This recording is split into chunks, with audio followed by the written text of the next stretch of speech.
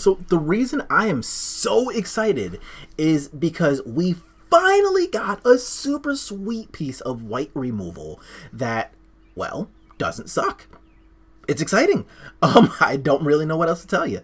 Other than the fact that Portable Hole from the D&D set solves all of the problems I've been complaining about for months.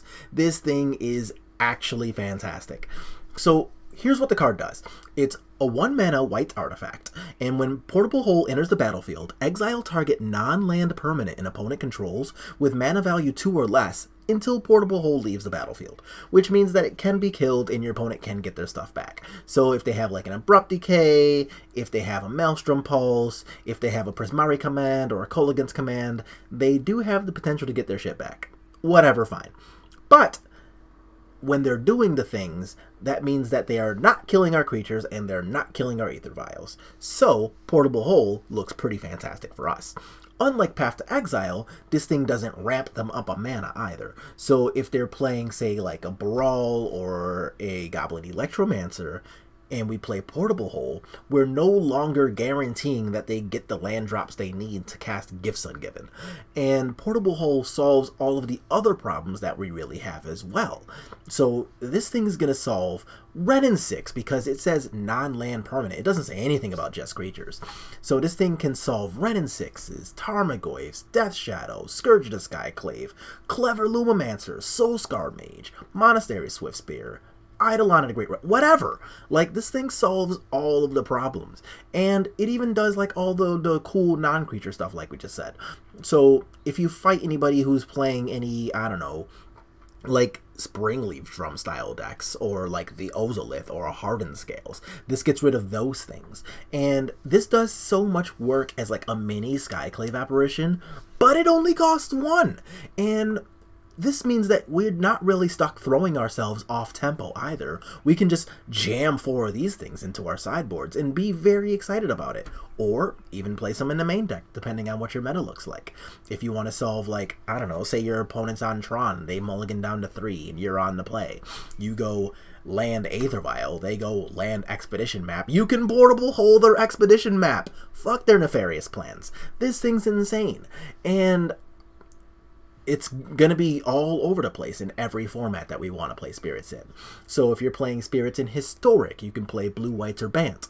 And Portable Hole is going to be really good there because it's going to solve a lot of the hyper-aggressive things your opponents are doing there. It solves Dreadhorde Arcanists. It can get rid of, I don't know, Stitcher Supplier without putting cards in the graveyard, I guess. It can get rid of Croxas. It can get rid of, like, Young Pyromancers.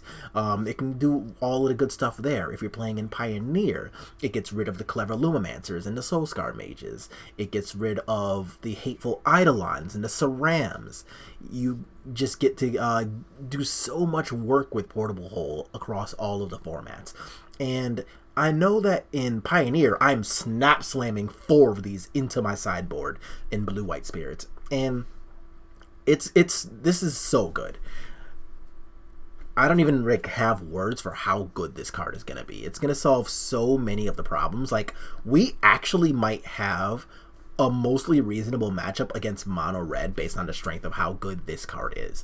Like, our mono red matchup might have actually gone from being like 40-60 at best to maybe 45-55. And those percentage points really, really matter when you're playing a shit ton of Magic.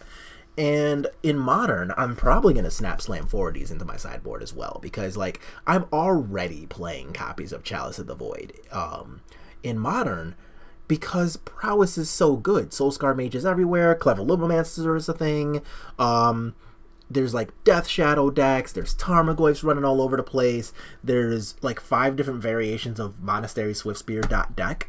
Actually, earlier this week, I played 8 matches on stream, and 7 of them were against Monastery Swiftspears. So Portable Hole is going to do a lot of work, right?